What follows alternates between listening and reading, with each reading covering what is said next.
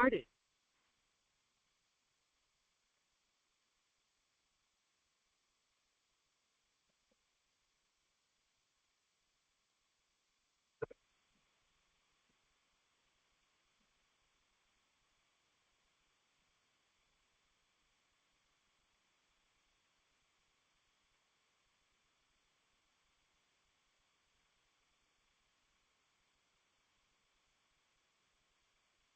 नमो लोये सौहरिहन्ताणं नमो लोये सौहृदानं नमो लोये सौभागिर्यां नमो लोये सौज्यायां नमो लोये सौत्रिकावती सावनम् ओंकारमिन्दु संयुक्त नित्यं जयन्ति योगिनः कामदमोक्षदं चैवोंकाराय नमो नमः मङ्गलं भगवान् यो मङ्गलं गौतमोऽग्नि मङ्गलं कुन्कुण्डार्यो विजेन्द्रमोसुमङ्गलं नमः समरिसाराय स्वानुभूत्या तथा स्थिति स्वभावाय भवाय सर्वाः विभाव निरुद्ध निराकार। भगवान श्री उमा स्वामी आचार्य विरचित मोक्ष शास्त्र अर्थात तत्वासूत्र तथा तत्वासूत्रनी सर्वश्रेष्ठिका सर्वार्थ सिद्धि તેની રચના પૂજ્યપાદ સ્વામીએ કરી. તે સહિત આપણે મોક્ષ શાસ્ત્રનો સ્વાધ્યાય કરી રહ્યા છીએ અને એમાં સાથે રામજીભાઈની જે તત્વાસૂત્રો ઉપરની ટીકાઓનું સંકલન છે તેમાંથી પણ સ્વાધ્યાય આપણે કરી રહ્યા છીએ. મોક્ષ શાસ્ત્રના સ્વાધ્યાયમાં તત્વાસૂત્રના સ્વાધ્યાયમાં 8મા સૂત્રનો સ્વાધ્યાય ચાલે છે. 8 અનુયોગ સત સંખ્યા ક્ષેત્ર સ્પર્શન કાળ અંતર્ભાવ અને અલ્પબહુત્વ એ 8 અનુયોગ દ્વારા પદાર્થનું જ્ઞાન થાય છે અને એ આપણે સંકલનમાંથી કર્યું છે. અત્યારે સર્વાર્થ સિદ્ધિમાંથી પૂજ્યપાદ સ્વામી જે ટીકા છે એમાંથી આપણે કરી રહ્યા છીએ. એમાં સત સંખ્યા ક્ષેત્ર સ્પર્શન નો વિસ્તાર પૂરો કર્યો છે અને અત્યારે કાળ અનુયોગ કાળ અપેક્ષાથી કેવી રીતે જ્ઞાન થાય છે તો એમાં આચાર્ય ભગવાન પહેલા સામાન્યપણે કાળની વાત કરે છે એ આપણે ગયા સ્વાધ્યાયમાં લીધું છે અને હવે વિશેષપણે જે વાત કરી તો વિશેષમાં માગણા અપેક્ષાએ પહેલી ગતિ માગણાની વાત કરી, પછી ઇન્દ્રિય અને તે પછી કાય એની વાત કરી અને આજે હવે આપણે યોગ માર્ગણાથી આગળ લઈશું. તો સર્વાર્થ સિદ્ધિ પૂજ્યપાદ સ્વામીની તત્વાર્થ સૂત્ર ઉપરની ટીકા એની અંદર 8મું સૂત્ર અને 8મા સૂત્રની અંદર કાળ અનુયોગની વાત કરી રહ્યા છીએ અને કાળમાં વિશેષપણે એટલે કે માર્ગણા પ્રમાણે અત્યારે આપણે કાય માર્ગણા સુધી વાત કરી છે 96માં બોલ સુધી. હવે 97ની અંદર યોગ માર્ગણા વાત કરે છે. કાય માર્ગણાનું આપણે જરાક ફરીથી પુનરાવર્તન કરીએ છીએ. તો 96ની અંદર કાય માર્ગણામાં કહે છે કે કાય मार्गना के अनुवाद से पृथ्वी कायिक, जल कायिक, अग्नि कायिक और वायु कायिकों का नाना जीवों की अपेक्षा सब काल है. 4 काय સ્થાવરમાં 4 काय વનસ્પતિ કાય સિવાયના 4 કાયમાં કહે છે કે એ અપેક્ષાએ તો બધો કાળ છે અને એક જીવ की अपेक्षा એટલે આમાં કોઈ પણ એક જીવ લઈએ, પૃથ્વી કાયિકનો લઈએ, જળ કાયિકનો લઈએ કે અગ્નિ કાયિકનો કોઈ પણ લઈએ કે વાયુ કાયિકનો લઈએ તો એ એક જીવની अपेक्षा એ ઓછામાં ઓછો કાળ જગન્ય કાળ, क्षुद्र भोग ग्रहण प्रमाण और उत्कृष्ट काल असंख्यात लोक प्रमाण है. असंख्यात लोक प्रमाण એટલે લોકાકાશના જેટલા પ્રદેશ અસંખ્ય છે એ પ્રમાણે એટલે સંખ્યા જેટલી એની થાય એટલી સંખ્યાના એટલા કાળ काल असंख्यात लोक प्रमाण है. वनस्पति कायों का एकेंद्रियों के समान काल है. त्रस कायिकों में 2 થી 5 इंद्रियों ना त्रस काय तो त्रस कायिकों में मिथ्या दृष्टि का नाना जीवों की अपेक्षा सबकाल है, एक जीव की अपेक्षा जघन्य काल अंतर्मुहूर्त है और उत्कृष्ट काल पूर्व कोटि पृथकत्व एक कोटिનો 3 થી 9 ની વચ્ચેનો કોઈ ભાગ કરીએ तो એનાથી अधिक 2000 साग्रोपम है। इनके शेष गुण स्थानों का काल पंचेंद्रियों के समान है।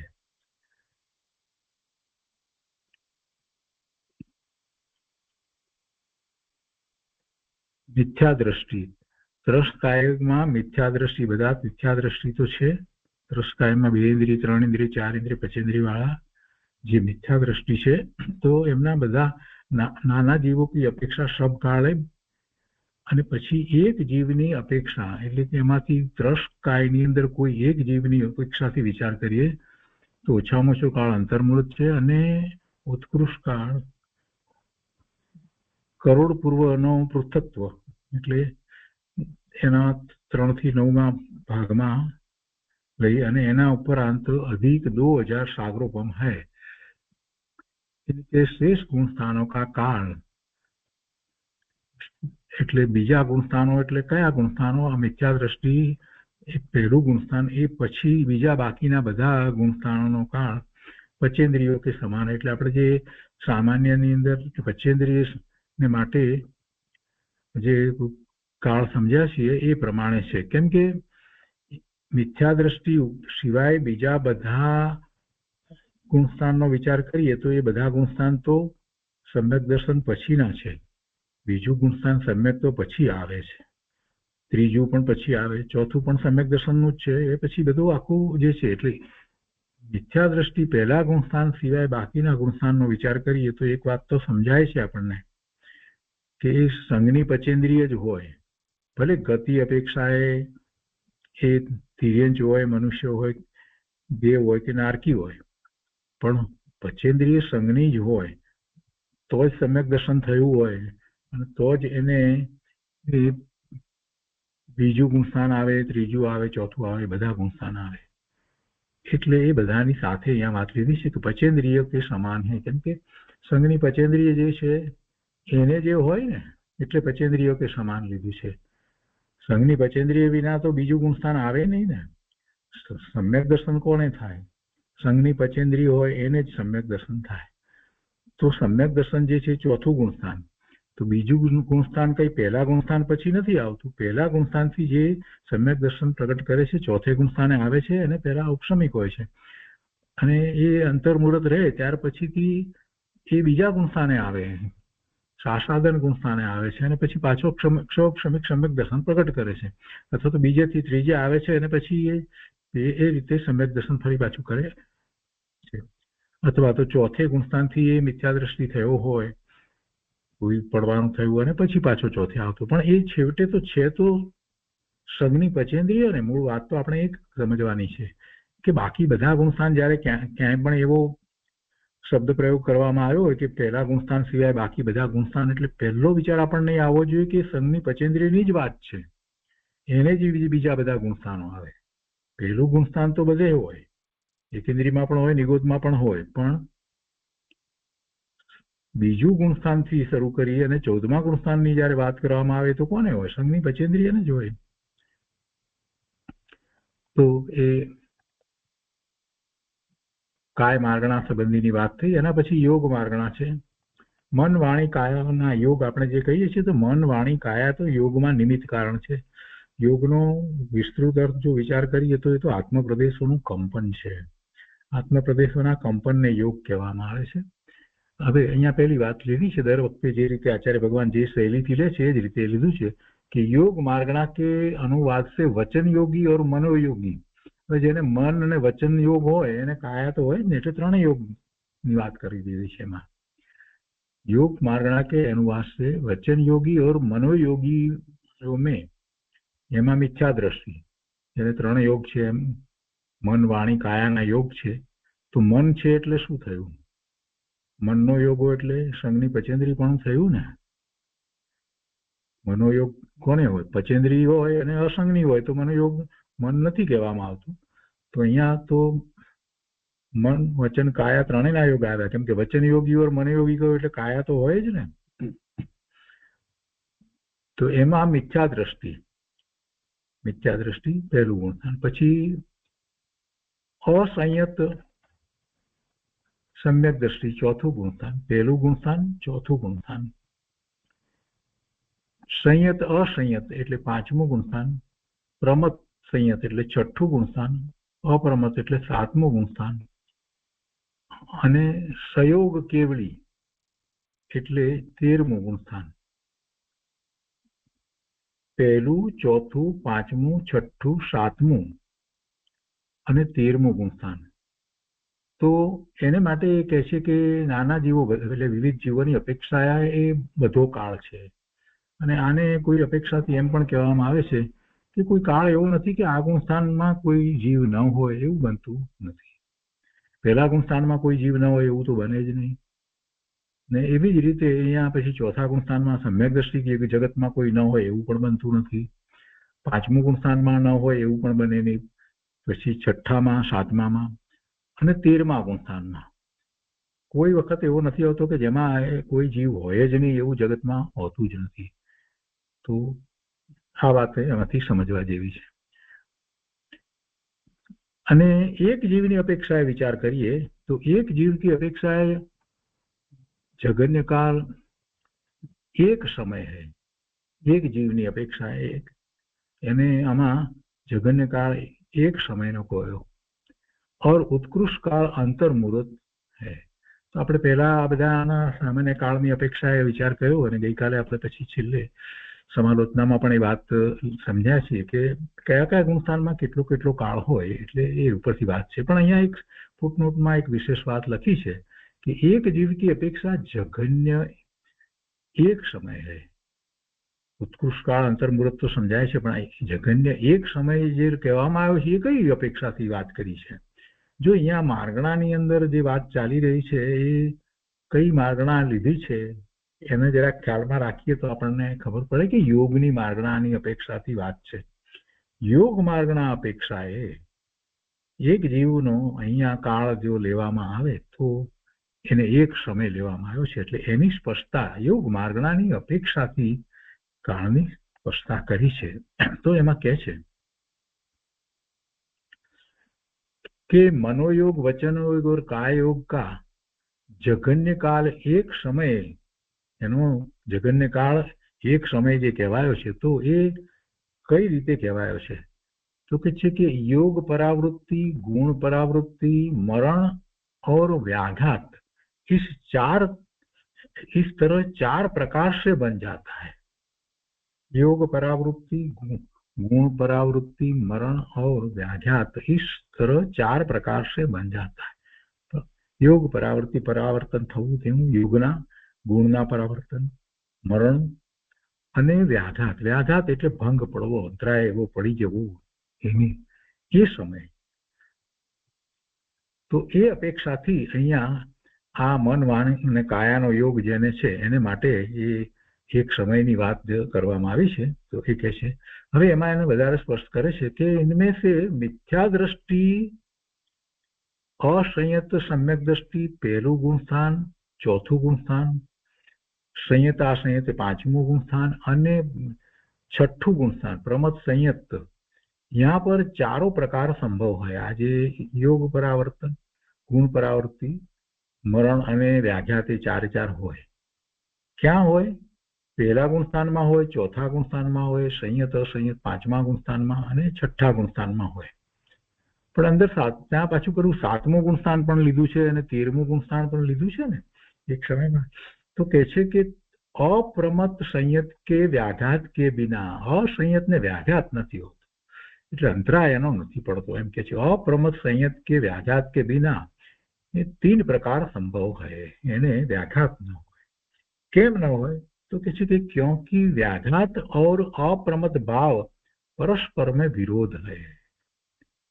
जो હવે આ વાત જ આપણે સમજવાની હતી, એટલે અહીંયા આ વાતની સ્પષ્ટતા લીધી છે.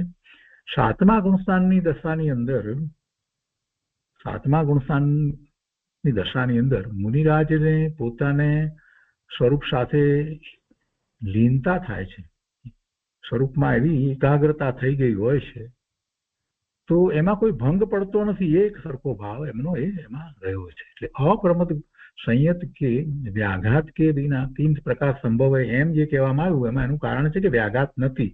કેમ નથી? તો કે વ્યાઘાત અને અપ્રમદ ભાવ એ પરસ્પર વિરોધ છે, એટલે વ્યાઘાત હોય, ભંગ પડતા હોય એવું એમને બનતું નથી. હવે 13મા ગુણસ્થાનને માટે પણ શું છે? તો કે છે ગૌર સહયોગી કેવલી કે एक योग परावृत्ति से ही जघन्य, एक योग परावृत्ति से ही जघन्य काल एक समय प्राप्त होना संभव है.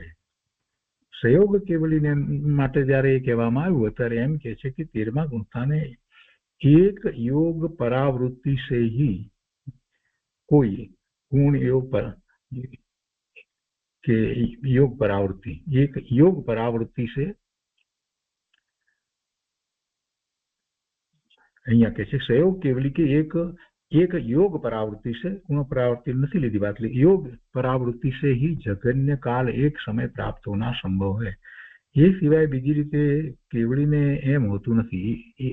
योग परावृत्ति છે એ વાત લીધી છે. योग परावृत्ति વિશે આપણને વધારે આગળ વાત આવશે ત્યારે વધારે સમજીશું. પણ યોગનું એવું પરાવર્તન થવું 13મા ગુણસ્થાનની દશાની અંદર. જો કે આપણે જાણીએ છીએ કે 13મા ગુણસ્થાનમાં મન, વાણી, કાયા ત્રણેયના યોગ છે, પણ યોગથી બીજા યોગ તરફ જવું એવું યોગ પરાવૃત્તિ જે વાત છે કેવડી ગમ્ય વાત છે. કેમ કે પ્રવર્તનની અપેક્ષાએ જોઈએ એટલે પરમાર્થે જોઈએ તો 13મા ગુણસ્થાને ભગવાનને વળી યોગ કેવો? મન, વાણી, કાયા હોવા છતાં પણ સહયોગી કેવડી છે, તે છતાં પણ આમ જોઈએ તો આપણને ખ્યાલ આવે છે કે એમને તો સ્વરૂપમાં સ્થિર થયા છે, એટલે પરમાર્થે તો એમ જ છે, પણ છતાં યોગ છે. તો યોગનું પરાવર્તન જે છે એક સમયનું, એ અપેક્ષાથી એ પેલી એક સમયની વાત જે કહેવામાં આવી છે એ એમને લાગુ પડે છે. તો એ અહીંયા વાત હતી મહત્વની, એટલે આપણે લીધી છે. અને અંતર્મુહૂર્ત તો બધાને માટે બરાબર છે. પછી કે છે કે સાસાધન જીવ उत्कृष्ट अंतर्मुहूर्त है. सासाधन सम्यक दृष्टि का હવે આગળ લઈએ છીએ આપણે. સાસાધન સમ્યક દ્રષ્ટિ, અહીંયાથી સાસાધન સમ્યક દ્રષ્ટિ એટલે બીજું ગુણસ્થાન. सासाधन सम्यक दृष्टि का सामान्य उक्त काल है. सम्यक मिथ्या दृष्टि त्रिजु का नाना जीवों की अपेक्षा जघन्य काल एक समय है. और ત્રીજા ગુણસ્થાનની વાત છે. સમ્યક મિથ્યા દ્રષ્ટિ ત્રીજા ગુણસ્થાનની અંદર એમાં એને નાના जीवों की अपेक्षा जघन्य काल एक समय और उत्कृष्ट काल पल्योपम का असंख्यात्मक भाग है. એ આપણે સામાન્યમાં સમજી ગયા છીએ. અને પછી આગળ કહે છે કે એક जीव की अपेक्षा, ત્રીજા ગુણસ્થાન માટે કહે છે एक जीव की अपेक्षा जघन्य काल एक समय है और उत्कृष्ट काल अंतर्मुहूर्त है. એ પણ વાત બરાબર પહેલા આપણે આવી ગઈ છે. चारों उपशमक और चारों क्षपक का नाना जीव और एक जीव की अपेक्षा उपशमक गुणस्थान એટલે 8મું, 9મું, 10મું, 11મું અને ક્ષપક ગુણસ્થાન એટલે 8મું, 9મું, 10મું અને 12મું. તો એ 4 ગુણસ્થાનની અપેક્ષા વિવિધ જીવોને માટે કહે છે કે નાના जीव और एक जीव की अपेक्षा जघन्य काल एक समय है और उत्कृष्ट काल अंतर्मुहूर्त है. काय योगियों में मिथ्या दृष्टि का, હવે જો काय योग લીધું છે એટલે વચન યોગ અને મનોયોગ નથી લીધો. એકલો काय योग હોય, મન અને વચનના યોગ ન હોય. એકલો काय योग હોય પણ મન ને વાણીનો યોગ હોય તો કાયા હોય જ, એટલે મનોયોગ ને વચન યોગ ત્યાં લીધું, ત્યાં ત્રણેય યોગ આવી જાય છે. અહીંયા એકલો काय योग લેવો છે તો કે છે કે काय योग में, કેમ કે જે કેન્દ્રીય વગેરે જે છે એને કાયા છે ને, એટલે काय योग છે, वचन योग નથી. तो काय योग में मिथ्या दृष्टि का नाना जीवों की अपेक्षा सब काल है. ये तो सीधी बात समझाए एवी है. અને एक जीव की अपेक्षा जघन्य काल एक समय है और उत्कृष्ट काल अनंत काल है. उत्कृष्ट काल अनंत काल है. अनंत काल સુધી એમાં રહેવાનું થાય. આમાંથી આપણે સમજવાનું છે કે એકેન્દ્રિયમાં અને એકેન્દ્રિયમાં અનંત કાળ ગાળે છે. જેને માત્ર કાયા છે, કાયા યોગ છે, વચન યોગ નથી, વાણી નથી અને મન પણ નથી, તો એવો સમય જીવ કેટલો કાળ સુધી ગાળે? અનંત કાળ સુધી જીવ એમાં રહે. હવે વિચાર કરી કે અનંત કાળ સુધી જીવને આવી દશા, માત્ર કાયા હોય, બીજું કાંઈ ન હોય, એક ઇન્દ્રિય હોય, આવો અનંત કાળ વીતી ગયો અને આ જીવનો પણ વીત્યો હશે, આપણને ખબર નથી. અનંત કાળ વીત્યો જ હશે ને. નિત્ય નિગોદનો વિચાર કરીએ તો પણ ખ્યાલ આવે છે. અને નિત્ય નિગોદમાંથી અને એકેન્દ્રિયમાં હોય તો એકેન્દ્રિયમાં પણ અનંત કાળ એને જાય. સ્થાવર વગેરેમાં જે એકેન્દ્રિય જે છે એને માત્ર કાય યોગ જ છે ને, તો એ કાય યોગ સુધી અનંત કાળ સુધી એમાં રહે. આપણે તો ક્યારેય વિચાર નથી કરતા. આપણે પ્રત્યેક વનસ્પતિ કાયને તો જોઈએ છીએ. સાધારણ વનસ્પતિ કાય આપણને બહુ જલ્દી દેખાતા નથી, પણ પ્રત્યેક વનસ્પતિ કાયને તો જોઈએ છીએ ને. આપણી આસપાસમાં બધે રહેલી વનસ્પતિ બધી એ પ્રત્યેક વનસ્પતિ કાય છે. તો એ જીવોને આપણે જોઈએ છીએ અને એમાં જ જીવન પૂરા કરે, પાછા એમાં જ ઉત્પન્ન થાય. વનસ્પતિમાંથી વનસ્પતિમાં, વનસ્પતિમાં, વનસ્પતિમાં, વનસ્પતિમાં એમ થયા જ કરે. અનંત કાળ સુધી એમાંથી બહાર નીકળે નહીં. એમને નીકળવા માટેનું કઈ નિમિત્ત કારણ આપણને વિચાર આવે, બુદ્ધિપૂર્વક વિચાર કરીએ, ફક્ત માત્ર બુદ્ધિથી વિચાર કરીએ કે એમને એમાંથી નીકળવાનું કેવી રીતે થાય, કેવી રીતે થાય? આપણે તો સમ્યક દર્શન માટે થઈને આ દ્રવ્યસૂત્રનો અભ્યાસ કરીએ છીએ, સંઘની પચેન્દ્રિય થયા છીએ, આપણને જીનવાણી મળી છે. એ બધા જીવનું વિચારવાનું શું થાય, કેવી રીતે એમાંથી નીકળે? અનંત કાળ વીતી જાય. જ્યારે એ વાતનો વિચાર કરીએ છીએ તો આપણને થાય કે ઓહ ભગવાન, મારી દશા તો ઘણી ઘણી ઘણી ઘણી ઉત્કૃષ્ટ દશા છે કે જેમાં મને સંઘની પચેન્દ્રિય પણ મળી છે અને જીનવાણી પણ પ્રાપ્ત થઈ છે. તો બહુ મોટી વાત છે. તો આ જીવનો વિચાર કરીએ તો ઉત્કૃષ્ટ અનંત કાળ જે છે એ વાતનો વિચાર કરવાનો કે એમાં તો અનંત કાળ સુધી બિચારા જીવો એમાં ને એમાં જ રહે. जिसका प्रमाण असंख्यात पुद्गल परिवर्तन है. वही कहते हैं कि शेष का काल मनोयोगी के समान है बाकी नामों में, तथा अयोगीओ का काल. અહીંયા મિથ્યા દ્રષ્ટિ પછી શેષ કા કાળ લીધા એટલે મિથ્યા દ્રષ્ટિ સિવાય બાકીનાનો બધાનો કાળ જે છે, કેમ કે બીજા બધા પછી મિથ્યા દ્રષ્ટિ સિવાયના જે લેવામાં આવે એટલે એ બધા સમ્યક દર્શન વાળા સંઘની પચેન્દ્રી પ્રમાણે હોય ને, એટલે શેષ કા કાળ મનોયોગી કે સમાન. મનોયોગ આવ્યો એટલે સંઘની પચેન્દ્રી પણ આવ્યું ને, એટલે એક અડધી લીટીમાં કેટલી બધી વાત એક સાથે કહી છે, એને આપણે સમજતા જવાની. અને પછી તથા અયોગીઓ કા કાળ ભોગ કે સમાન.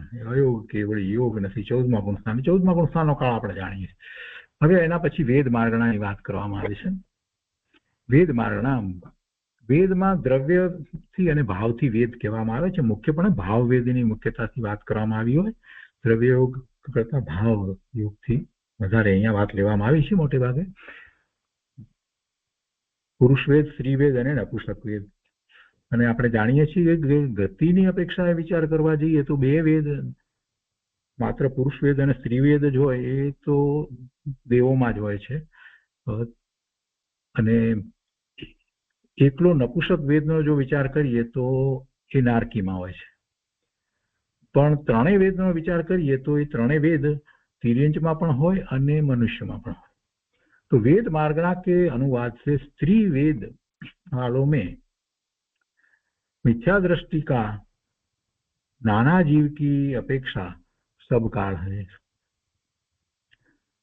एक जीव की अपेक्षा जगन्य काल अंतर्मुहूर्त है और उत्कृष्ट काल सौपुल्यपम पृथकत्व है. सौपुल्यपम નો અમુક ભાગ છે.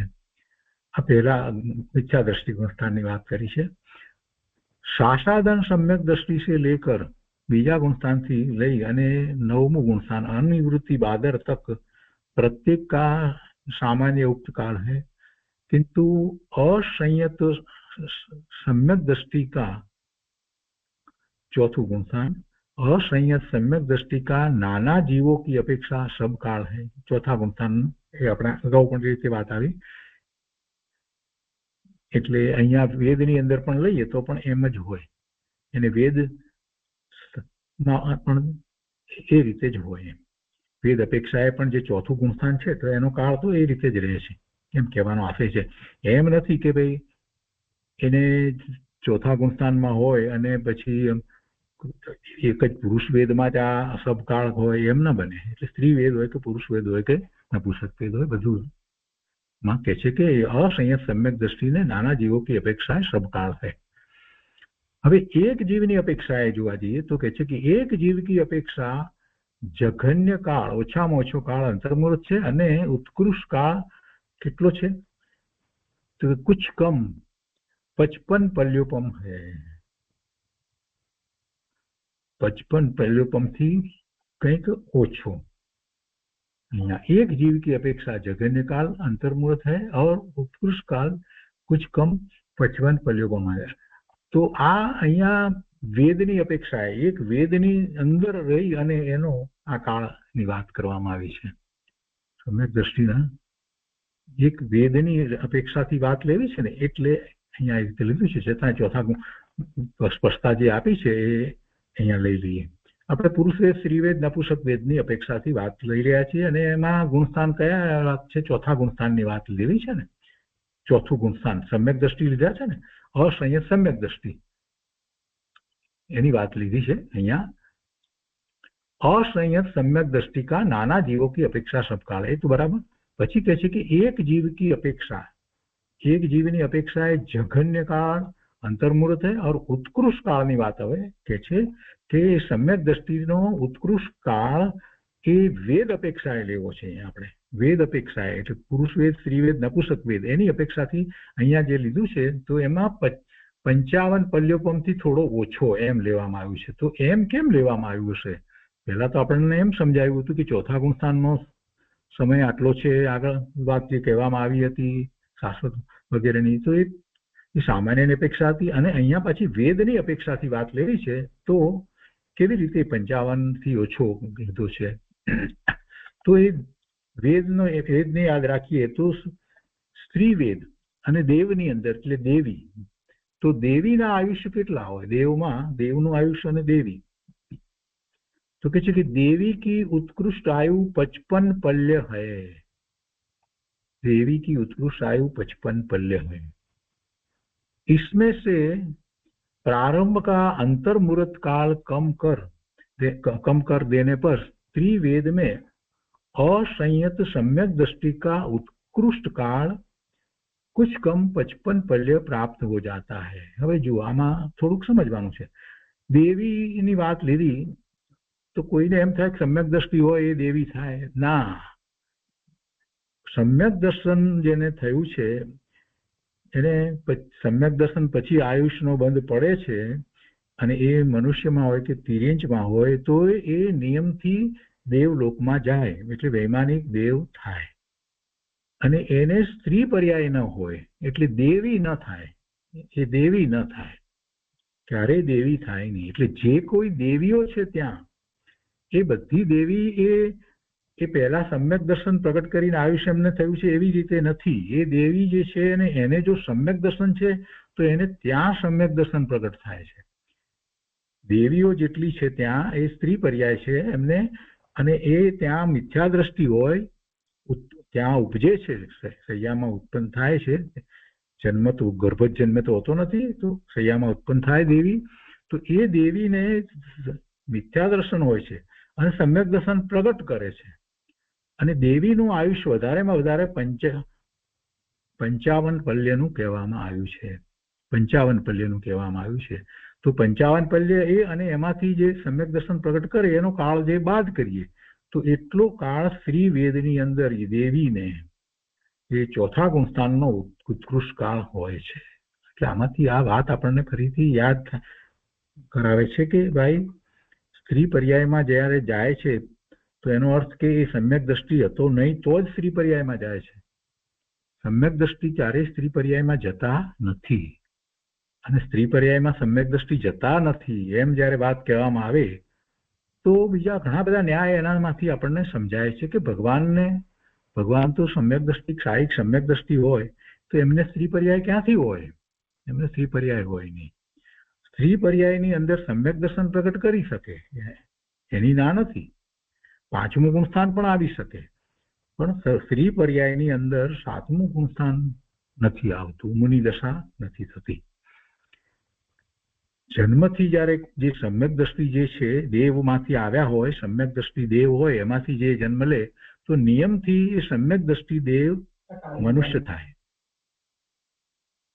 સમ્યક દ્રષ્ટિ દેવ જે છે નિયમથી મનુષ્ય થાય છે.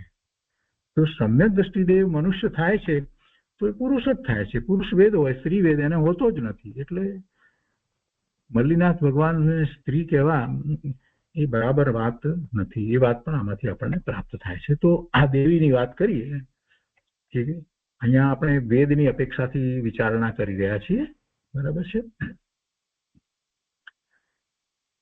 હવે પુરુષ વેદની અહીંયાથી વાત કરે છે. પુરુષ વેદ वालों में मिथ्या दृष्टि का नाना जीवों की अपेक्षा सबकाल है और एक जीव की अपेक्षा जगन्य काल अंतर्मूलत है और उत्कृष्ट काल सौ सागरोपम पृथक्त्व है. सौ सागरोपम पृथक्त्व है એ પેલા મિથ્યા દ્રષ્ટિની વાત લીધી છે. તથા આગળ અહીંયા કહે છે કે તથા સાસાદન સમ્યક દ્રષ્ટિ से लेकर अनिवृत्ति बादर तक, એટલે બીજાથી 9મા ગુણસ્થાન સુધી प्रत्येक का सामान्य युक्त काल है. और नपुंसक वेद वालों में आ पुरुष वेदની વાત લીધી. પછી નપુંસક વેદ વાળમાં કે છે નપુંસક વેદમાં સમ્યક દર્શન જે નારકી છે એને નપુંસક વેદ જ હોય છે અને એ નારકી સમ્યક દ્રષ્ટિને નપુંસક હોય. એટલે એ મનુષ્યમાં પણ સમ્યક દ્રષ્ટિ નપુંસક હોય અને સમ્યક દર્શન હોઈ શકે, ન હોય એવું નથી. तिरंज में हो तो यहाँ कहे कि नपुंसक वेद वालों में मिथ्या दृष्टि का नाना जीवों की अपेक्षा सब काल है. एक जीव की अपेक्षा जगन्य काल अंतर्मूर्त है और उत्कृष्ट काल अनंत काल है. उत्कृष्ट काल अनंत काल है जिसका प्रमाण असंख्यात पुद्गल परिवर्तन है. હવે અહીંયા જરાક જોઈએ આપણે એ સ્પષ્ટતા લીધી છે. नपुंसक वेद वालों में मिथ्या दृष्टि લીધા છે ને, नाना जीवों की अपेक्षा सब काल है तो समझाय એવું છે કે મિથ્યા દ્રષ્ટિની વાત છે. અને એક જીવની અપેક્ષાએ જગન્ય કાળ અંતર્મૂર્ત અને ઉત્કૃષ્ટ કાળ અનંત કાળ કહે. અનંત કાળ હોય કેમ કે નપુંસક વેદ છે અને અહીંયા નપુંસક વેદ છે તો નપુંસક વેદનો તો વિચાર કરીએ તો મનુષ્યમાં નપુંસક વેદ હોય એ ઉપરાંત વીર્યંચની અંદર અને એકેન્દ્રિયથી માંડી ચાર ઇન્દ્રિય આ બધામાં ક્યાં વેદ કયો છે? પુરુષ વેદ કે સ્ત્રી વેદ તો છે જ નહીં, એ નપુંસક વેદ જ છે ને. તો મિથ્યા દ્રષ્ટિમાં નપુંસક વેદની અંદર અનંત કાળ હોય એ તો સમજાય એવું છે. એકેન્દ્રિયમાં હોય તો એમ જ હોય ને. અને એટલા માટે એ કહે છે કે जिसका प्रमाण असंख्यात पुद्गल परिवर्तन है. મિથ્યા દ્રષ્ટિ છે, એકેન્દ્રિય છે અને એકેન્દ્રિય નથી ને એકેન્દ્રિયથી શરૂ કરીને ચાર ઇન્દ્રિય સુધી પંચેન્દ્રિય સુધી હોય, નપુંસક હોય, એના કાળની વાત અહીંયા આ રીતે સમજાવી છે. અનંત કાળ છે.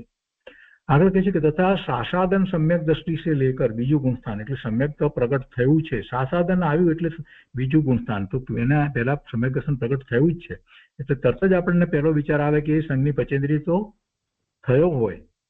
તો કે છે कि तथा सासादन सम्यक दृष्टि से लेकर 9वां गुणस्थान और निवृत्ति बादर तक प्रत्येक का सामान्य युक्त काल है और किंतु असंयत सम्यक दृष्टि चौथो गुणस्थान का नाना जीवों की अपेक्षा सब काल है और एक जीव की अपेक्षा जगन्य काल अंतर्मूर्त है और उत्कृष्ट काल कुछ कम 33 सागरोपम है तथा वेद रहित आ बधानी बात આપણે સમજી ગયા છે. અને પછી છેલ્લી વાત લે છે કે તથા વેદ રહિત જીવો કા કાલ ભોગ કે સમાન હૈ.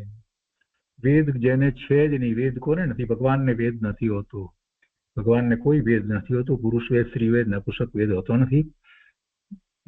13મા ગુણસ્થાનમાં દ્રવ્ય અપેક્ષાએ પુરુષ વેદ કહેવાય, પણ આમ જોઈએ તો પરમાર્થે ભગવાનને 13મા ગુણસ્થાનમાં પણ વેદ નથી, 14મે તો પછી વેદ નથી, સિદ્ધ પરમાત્માને પણ કોઈ વેદ નથી. એમને કોઈ વેદ હોતો નથી. કેમ કે વેદનું કારણ શું છે આપણે જરાક સમજીએ તો ખ્યાલ આવે. પુરુષ વેદ, સ્ત્રી વેદ, નપુંસક વેદ એ ક્યાં આવે છે? જે ચારિત્ર મોહનીય કર્મની પ્રકૃતિ જે છે એ નવ કષાય જે આપણે કહીએ છીએ તો એમાં એ નામની પ્રકૃતિ છે. પુરુષ વેદ ચારિત્ર મોહનીય કર્મ, સ્ત્રી વેદ ચારિત્ર મોહનીય કર્મ, નપુંસક વેદ ચારિત્ર મોહનીય કર્મની પ્રકૃતિ. તો એનો ઉદય જે છે અને એ ઉદયને અનુસરીને થતો જે ભાવ છે પુરુષપણાનો, સ્ત્રીપણાનો કે નપુંસકપણાનો, તો એ ભાવ વેદ છે. એટલે દ્રવ્ય વેદ અને ભાવ વેદ એ બે રીતની વાત કરવામાં આવે. તો જ્યારે ચારિત્ર મોહનીય કર્મની પ્રકૃતિ જ્યારે રહી જ નથી, એનો ક્ષય થઈ ગયો છે, ત્યાર પછીથી એ વેદ ક્યાંથી હોય? એટલે 12મા ગુણસ્થાને તો ચારિત્ર મોહનીય કર્મની બધી પ્રકૃતિનો વેદ થઈ ગયો છે, બધી પ્રકૃતિનો ક્ષય થઈ ગયો છે 12મા ગુણસ્થાને. તો 13મે ગુણસ્થાને ભગવાનને પછી એ નિમિત્ત તરીકે પણ એ રહ્યું નથી, નિમિત્ત તરીકે પણ રહ્યું નથી એ રીતે વિચાર કરીએ તો. પણ દ્રવ્ય તરીકે જે એમને નામકર્મની પ્રકૃતિમાં જે છે એ જે શરીર જે છે તે પુરુષનું શરીર હોય છે. બસ એટલી એમાં વાત છે. પણ બાકી બીજી રીતે જોઈએ તો એમને વેદ નથી, ભગવાનને વેદ નથી હોતે. કોઈ કષાય જ હોતા નથી તો વેદનો ક્યાં પ્રશ્ન થાય? તો એને બંને રીતે સમજવું જોઈએ. આવી વિવક્ષા કરી અને જયારે સમજીએ છીએ તો આપણને 13મા ગુણસ્થાને રહેલા હરિયંત પરમાત્માના સાચા સ્વરૂપનો ખ્યાલ આવે છે. હવે એના પછી 99મું છે, એમાં કસાય માર્ગણા કે અનુવાદ છે. કસાય અપેક્ષાથી જોઈએ તો कसाय मार्गना के अनुवाद से मिथ्या दृष्टि से लेकर अप्रमत्त 7वां गुणस्थान तक, ત્યાં સુધી 7મા ગુણસ્થાન સુધી कषायों કેટલા હોય? તો કે છે કે चारों कषायों का काल, चारे कषायों का काल मनोयोगी के समान है. मनोयोगમાં જે રીતે કહ્યું એ રીતે સમજવાનું. કેમ કે એમાં મિથ્યા દૃષ્ટિ પહેલા ગુણસ્થાનથી લઈ અને 7મા ગુણસ્થાન સુધી કષાય હોય. કેમ હોય? તો કે 7મા ગુણસ્થાને જે છે એ જીવને હજી એ જીવને સંજ્વલન કષાય ના ક્રોધ, માન, માયા, લોભની ચોકડી પડી છે. અને નવ કષાય છે એ પણ કેટલાક અંશે એ પણ એ છે, એના ઉદયો પણ છે. એ બધાનો ક્ષય ક્યારે થાય છે? કે શ્રેણી ચડે છે તો 8મા ગુણસ્થાન અને 9મા ગુણસ્થાનમાં આવે છે ત્યારે એ ચારિત્ર મોહનીય કર્મની પ્રકૃતિ સંજ્વલન કષાયની ક્રોધ, માન, માયા, લોભ એ પ્રકૃતિનો અને એ નવ કષાય એનો ક્ષય થાય છે. અને બીજી વાત એ પણ છે કે સાથે એ વખતે જે બાકી રહેલી જે અપ્રત્યાખ્યાનાવરણી, પ્રત્યાખ્યાનાવરણી માંથી જે અપ્રત્યાખ્યાનાવરણી ક્ષાયિક સમ્યક દ્રષ્ટિ થયા છે અને ક્ષપક શ્રેણી ચડે છે, તો પ્રત્યાખ્યાનાવરણી અને ની ચોકડી જે છે એના પણ જે બાકી રહેલી જે કર્મની પ્રકૃતિઓ વગેરે છે એનો પણ એક ક્ષય થાય છે. એટલે કુલ એ 21 કર્મની પ્રકૃતિઓ, ચારિત્ર મોહનીય કર્મની પ્રકૃતિનો ક્ષય એ જયારે શ્રેણી ચડે છે ત્યારે કરે છે. પ્રત્યાખ્યાનાવરણી, સંજ્વલન એ 3ની એટલે 12 અને 9 કષાય એમ 21 કર્મની પ્રકૃતિ, ચારિત્ર મોહનીય કર્મની પ્રકૃતિનો એ ક્ષય કરે છે. એ ક્યારે કરે છે? એ ક્ષપક શ્રેણી ચડે છે ત્યારે ક્ષય કરે છે. ઉપસમ શ્રેણી ચડે છે ત્યારે ક્ષય નથી કરતા, પણ એ વખતે એનો ઉપશમ હોય છે, એનો ઉપશમ હોય છે. તો અહીંયા વાત આપણે એ કરી રહ્યા છીએ કે એ કષાયની વાત જયારે લઈએ તો 7મા ગુણસ્થાન સુધી ક્યાં એને ક્ષય કર્યો છે? ચારિત્ર મોહનીયનો ક્ષય કર્યો છે એમ તો નથી.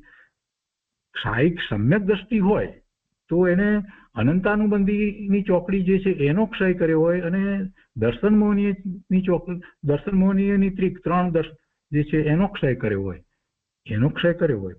એટલે 7નો ક્ષય કર્યો હોય. ક્ષાયિક સમ્યક દ્રષ્ટિ છે તો દર્શન મોહનીયની 3 અને ચારિત્ર મોહનીમાં પહેલી ચોકડી અનંતાનુબંધીની ચોકડી એની 4 પ્રકૃતિ, 7 પ્રકૃતિનો ક્ષય કર્યો હોય. પણ બાકીની હજી ચારિત્ર મોહની કર્મની પ્રકૃતિ તો એને પડી છે, ભલે ને 7મા ગુણસ્થાને આવ્યા છે તો પણ. એટલે ક્ષાયિક સમ્યક દર્શન છે, પણ ચારિત્ર અપેક્ષાએ તો હજી ચારિત્ર મોહની કર્મની પ્રકૃતિઓ પડી છે. તો ચારિત્ર મોહની કર્મની પ્રકૃતિઓ જયારે નિમિત્ત તરીકે પડી છે તો એમને એ ક્રોધ, માન, માયા અને લોભ એ કષાયો હોય, કેમ કે એના ઉદયો વર્તે છે. તો મુનિને એવા કોઈ તીવ્ર કષાય નથી હોતા, પણ એ હોય એટલી જ વાત અહીંયા સમજાવી છે. એટલે કે છે 7મા ગુણસ્થાને શા માટે હોય એની વાત આપણે તો અત્યારે કરી રહ્યા હતા कि कसाय मार्गना के अनुवाद से मिथ्या दृष्टि से लेकर अप्रमत संयत तक चारों कषायों का काल मनोयोग के समान है तथा दोनों उपशमक दोनों क्षपक केवल लोभ वाले और कषाय रहित जीवों का सामान्य उक्त काल है। एમાં આપણે સમજીએ છીએ કે ઉપશમક અને ક્ષપક એ જ્યારે શ્રેણી ચડે છે તો એમાં આઠમા અને દોનો લીધું છે એટલે બે લેવાના છે, એટલે આઠમું અને નવમું એ ઉપશમકમાં અને દોનો ક્ષપક એટલે આઠમું ને નવમું ક્ષપક એમ લેવાનું છે. ઉપશમ શ્રેણીમાં આઠમું ને નવમું લઈએ અને ક્ષપક શ્રેણીમાં પણ આઠમું ને નવમું લઈએ. કેમ કે દસમાને જુદું એટલા માટે પાડવામાં આવ્યું કે કેમ કે દસમા ગુણસ્થાને ઉપશમમાં જુદું છે અને ક્ષપકમાં જુદું છે. ઉપશમ શ્રેણીમાં દસમા ગુણસ્થાને એને લોભની પ્રકૃતિ જે છે એનો ઉપશમ હોય છે, જ્યારે ક્ષપક શ્રેણીની અંદર દસમા ગુણસ્થાને તો એનો ક્ષય થઈ જાય છે. એટલે એ વાત અહીંયા લીધી છે કે दोनों उपशमक और दोनों क्षपक और केवल लोभ वाले और कषाय रहित जीवों का सामान्य उक्त काल है. केवल लोभ वाले એટલે એમાં દસમા ગુણસ્થાનની વાત લીધી છે એ અને કષાય રહિત જીવો કા સામાન્ય ઉક્ત કાળ. પહેલા જે રીતે કાળની વાત કરવામાં આવી છે એ રીતે તો આ કષાયની અપેક્ષાથી વાત લીધી છે. આગળ કહે છે અહીંયા જ્ઞાન માર્ગણા. જ્ઞાનની વાત કરીએ એટલે મતિ જ્ઞાન, શ્રુત જ્ઞાન, અવધિ જ્ઞાન, મનોપરે જ્ઞાન અને કેવળ જ્ઞાનનો પહેલા વિચાર આવે. પણ સાથે ને સાથે બીજો પણ વિચાર કરવાનો કે અહીંયા ઉપયોગ અપેક્ષાએ વિચાર કરીએ છીએ ને જ્ઞાન માર્ગણાનો, એટલે ઉપયોગમાં તો કુમતિ, કુશ્રુત અને કુઅવધિ એ પણ 3 હોય, એટલે કુલ કેટલા થાય? 8 થાય. જ્ઞાન માર્ગણાની વાત કરીએ ત્યારે હંમેશા 8નો વિચાર કરવાનો થાય. તો અહીંયા કે છે પહેલા કુની વાત કરે છે, કુમતિ, કુશ્રુત, कुअवधि. कुअवधि ने विभंग ज्ञान पण कहेवाय छे. ज्ञान मार्गना के अनुवाद से मत्य ज्ञानी एटले मति अज्ञानी और श्रुता ज्ञानी एटले श्रुत अज्ञानियों में मिथ्या दृष्टि और सासादन सम्यक दृष्टि का काल योग के समान है. विभंग ज्ञानियों में कुअवधि ज्ञानी में मिथ्या दृष्टि का नाना जीवों की अपेक्षा सब काल है. और आने आगे कहे कि एक जीव की अपेक्षा सामान्य बात लीधी पछी कहे कि एक जीव की अपेक्षा जघन्य काल अंतर्मुहूर्त है और उत्कृष्ट काल कुछ कम 33 सागरों में ये अगाऊ पर बात आई गई है. तथा सासादन सम्यक दृष्टि का सामान्य उक्त काल है. હવે એના પછી મતિ જ્ઞાનની વાત કરે છે. આભિની બોધિ જ્ઞાની એટલે મતિ જ્ઞાની, श्रुत ज्ञानी, अवधि ज्ञानी, मनोपरिज्ञानी और केवल ज्ञानियों का सामान्य उक्त काल. એટલે પહેલા જે સામાન્યમાં વાત કરી રીતે આવી છે તે પ્રમાણે લેવાનું. પછી સંયમ માર્ગણાની વાત છે. સંયમ માર્ગણામાં આપણે 7 ભેદ પાડીએ છીએ. ચારિત્ર અપેક્ષાએ ભેદ પાડીએ છીએ તો મુનિનું ચારિત્ર અને શ્રાવકનું ચારિત્ર એમ ભેદ પાડીએ છીએ. મુનિના ચારિત્રના 5 ભેદ છે જે છઠ્ઠા ગુણસ્થાન 6ઠું 7મું થી શરૂ કરી અને એના ભેદ પાડવામાં આવ્યા છે. 13મા ગુણસ્થાન સુધીની વાત જે છે. 14મું ગુણસ્થાન પણ એમાં લેવાય છે, પણ એટલે એના 5 ભેદ પાડવામાં આવ્યા છે.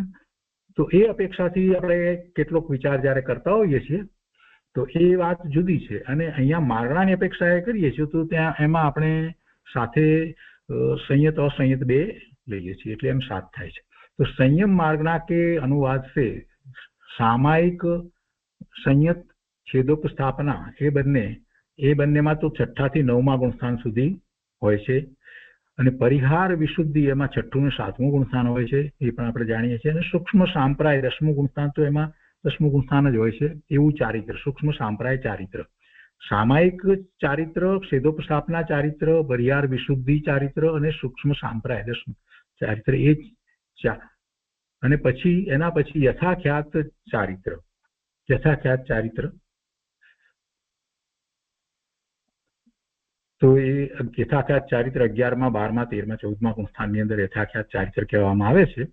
અને એમાં 11મા ગુણસ્થાનનું યથા ચારિત્ર જે છે અંતર્મુહૂર્ત જ રહે છે, પછી પાછા એ 7મે આવી જાય છે. પણ 12મા 13મા 14મા ગુણસ્થાનની અંદર યથાખ્યાત ચારિત્ર કહેવામાં આવ્યું છે એ તો પછી यथाख्यात चारित्र ज रहे. तो आ मार्गणा अपेक्षा आ 5 અને પછી બીજા સંયતા સંયત એટલે 5મું ગુણસ્થાન અને અને और चारों असंयतों का सामान्य उक्त काल है। અને ચાર અસંયત કહ્યું ને એટલે એની અંદર પહેલું બીજું ત્રીજું ચોથું એમાં પણ એ અસંયત જ છે, એટલે એને ખરેખર એ ચારિત્રના 7 ભેદ એમ ના કહેવાય, માર્ગણાના 7 ભેદ કહેવાય, કેમ કે એ 4 અસંયત કયા છે। 4 અસંયત એટલે કયા 4 અસંયત છે? પહેલું બીજું ત્રીજું અને ચોથું એ અસંયત છે। ચોથા ગુણસ્થાને એને સમ્યક દર્શન છે, અવિરતિ સમ્યક દ્રષ્ટિ છે, છતાં પણ ચારિત્રમાં એને નથી લેવામાં આવતું, એને સ્વરૂપ આચરણ ચારિત્ર તરીકે એ શાસ્ત્રમાં કહેવામાં આવ્યું છે। પણ સંયત અને અસંયત નો વિચાર કરીએ, સંયત માર્ગણાનો વિચાર કરીએ તો એમાં પહેલું બીજું ત્રીજું ચોથું એ 4 અસંયતમાં જાય છે અને સંયત પાંચમું છે, અને એની પહેલા જે છે તે બધા 5 જે છે તે સંયત છે। એટલે જરાક ફેર સમજવાનો છે, ચારિત્ર અપેક્ષાએ અને અહીંયા માર્ગણા અપેક્ષાએ એનો ફેર સમજવાનો છે, એ વાત છે। બાકી કાળ તો પહેલા જે કહેવાયું છે એ જ પ્રમાણે છે। હવે એના પછી દર્શન માર્ગણા કે અનુવાદ છે। પહેલા જ્ઞાન માર્ગણાની વાત આવી હતી એટલે જ્ઞાન ગુણનો આપણે વિચાર કર્યો, તેવી રીતે દર્શનનો વિચાર કરવાનો છે। તો દર્શન માર્ગણા કે અનુવાદ છે, દર્શન વાત આવે એટલે ચક્ષુ દર્શન, અચક્ષુ દર્શન, અવધિ દર્શન, કેવળ દર્શન, એ 4 નો વિચાર આપણે કરીએ છીએ। तो कैसे कि दर्शन मार्गणा के अनुवाद से चक्षु दर्शन वालों में मिथ्या दृष्टि का नाना जीवों की अपेक्षाएं सबकाल है, एक जीव की अपेक्षाएं जगन्य काल अंतर्मुहूर्त है और उत्कृष्ट काल 2000 सागरोपम है। શું કહે છે? એક જીવ की अपेक्षा जगन्य काल अंतर्मुहूर्त बराबर है और उत्कृष्ट काल અહીંયા દર્શન માર્ગના અનુસાર વાત કરવામાં આવી છે। એમાં મિથ્યા દ્રષ્ટિનો આ કાળ જે છે અપેક્ષા સબકાળ કયો, અને એક જીવની અપેક્ષાએ મિથ્યા દ્રષ્ટિને માટે અહીંયા કહે છે એક જીવની અપેક્ષાએ એનો જગન્ય કાળ તો અંતર્મુખ બરાબર, પણ ઉત્કૃષ્ટ કાળ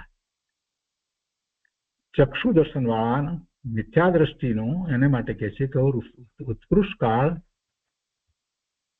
2000 સાગરોપમ है। એમાં 2000 સાગરોપમનો કાળ કહેવામાં આવ્યો છે। ચક્ષુ દર્શનની અપેક્ષાથી એમાં વાત કરવામાં આવી છે। એટલે આપણે જે કહીએ છીએ ચક્ષુ દર્શન કોને હોય એનો વિચાર કરીએ તો ખ્યાલ આવશે કે એ કોને હોય? ત્રસને હોય, ત્રસ જીવને જ હોય ને। ચક્ષુ દર્શન તો ત્રસ જીવને જ હોય, એક ઇન્દ્રિયને ચક્ષુ દર્શન નથી હોતું, એક ઇન્દ્રિયને ચક્ષુ દર્શન નથી હોતું, એને એક ઇન્દ્રિય જ છે। અને એટલે આપણે 5 ઇન્દ્રિયોનો વિચાર કરીએ છીએ તો પહેલી સ્પર્શ ઇન્દ્રિય હોય છે, ઇન્દ્રિયની અપેક્ષાએ જોઈએ તો, પછી રસેન્દ્રિય હોય છે, પછી ઘ્રાણેન્દ્રિય હોય છે સૂંઘવાની, અને ચોથી ઇન્દ્રિય આપણે ચક્ષુ લઈએ છીએ। તો ચક્ષુ ઇન્દ્રિય જે છે એટલે એમાં તો એ 5 ઇન્દ્રિય વાળા જે પંચેન્દ્રિય બધાને તો હોય છે, પણ આ ત્યાં સુધીના હોય કે જે ત્રસ જીવો હોય એમાં જ હોય, અને એમાં એ ચક્ષુ ઇન્દ્રિય સહિતના તો એટલે બાકી એની પહેલાની ઇન્દ્રિય વાળા જે છે તો બધા નીકળી ગયા।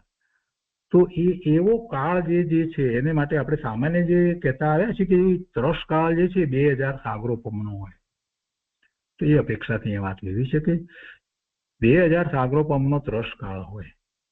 હવે 2000 સાગરોપમના ત્રસ કાળની અંદર પંચેન્દ્રિય સંઘની કઈ બધા નથી હોતા, અને એમાં પાછું મનુષ્યનો કાળ કેટલો મળે એ તો બહુ જ ઓછો હોય છે। સમ્યક દર્શન પ્રગટ કરવા માટે પૂજ્ય ગુરુદેવે ઘણી વાર વાત કરી છે કે ભાઈ એ તું નહીં એ એકેન્દ્રિયમાંથી નીકળી અને ત્રસ થયો છે તો એ ત્રસનો કાળ પણ 2000 સાગરોપમનો જ હોય છે, ને ત્યાર પછીથી એ જીવ ક્રમે કરી આગળ જતા છેવટે એ પાછો ઇતર નિગોદમાં ચાલ્યો જાય છે। એટલે 2000 સાગરોપમના કાળની અંદર એ સમ્યક દર્શન ન પ્રગટ કરે, પણ 2000 સાગરોપમના કાળમાં એ 2 ઇન્દ્રિય 3 ઇન્દ્રિય 4 ઇન્દ્રિય અસંગની પંચેન્દ્રિય થયો હોય, સંઘની પંચેન્દ્રિય થયો હોય તો પણ પાછો ક્યાં થયો હોય, ક્યાંક તિર્યંજમાં થયો કે ત્યાં એને આ બધા નિમિત્તો ધર્મના ના મળે, અને મનુષ્ય થયો હોય તો પણ એને આ જીનવાણી પણ ન પ્રાપ્ત થઈ હોય, તો એ બધી રીતે વિચાર કરીએ તો કે મનુષ્યના ભાવ તો 2000 સાગરોપમની અંદર 24 ભવ જ થાય છે અને પછી પર્યાપ્ત અપર્યાપ્ત બધી રીતે વિચાર કરીએ તો આપણને કેટલા ભવ મળે કે જેમાં આપણને આવી જીનવાણી મળે, મનુષ્ય થયા હોઈએ જીનવાણી મળે એવા ભવ કેટલા, બહુ જ ઓછા.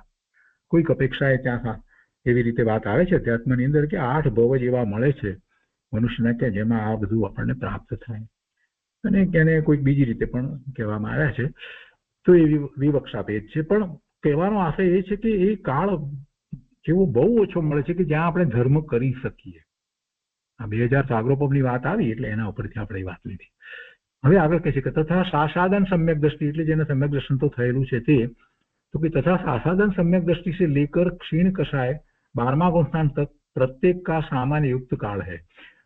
પછી अचक्षु दर्शन वाले में मिथ्या दृष्टि से लेकर क्षीण कषाय तक प्रत्येक का सामान्य युक्त काल है.